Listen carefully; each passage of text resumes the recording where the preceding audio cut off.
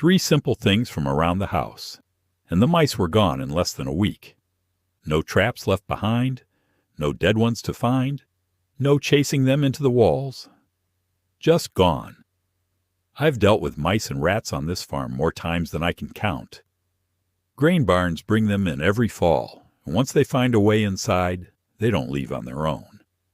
Store traps work sometimes, but half the time you're just training the smart ones to avoid them, and the rest scatter deeper into the walls where you can't reach.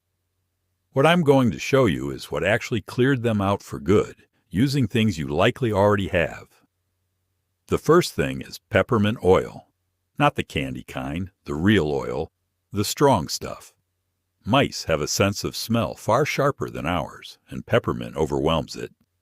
Soak a few cotton balls and set them along the baseboards, behind the stove, near any gap you've seen them come through. Within 2 days, ours had already thinned out along that back wall. But peppermint alone only pushes them away. It doesn't stop them from finding a new way in somewhere else in the house. That's where the second step comes in, and it's the one most people skip because it feels too simple to matter. You have to find where they're getting in, not just where you see them. Mice can squeeze through a gap the size of a dime. Walk the outside of your house at dusk when they're just waking up and watch the foundation, the vents, the spots where pipes come through the wall. We found 3 gaps like that around our own house, none bigger than a coin. Steel wool packed tight into those gaps works better than anything store-bought because mice can gnaw through plastic and wood, but they won't chew through steel.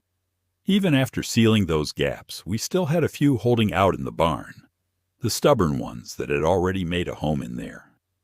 That's when we brought out the third thing, and it surprised me how well it worked. A simple mix of baking soda and a bit of sugar, set out in a shallow dish near where we'd seen them. The sugar draws them in. The baking soda does the rest quietly, without the smell or the mess of a poison, and without anything for the barn cats to get into by accident. Within 4 days, the barn was quiet. No droppings, no scratching in the walls at night. Now here's the part most people get wrong, and it's the reason so many folks feel like they've tried everything already. They do one of these steps and stop. They plug the holes but never deal with the ones already inside. Or they set out bait but leave the openings wide open for new ones to come right back through.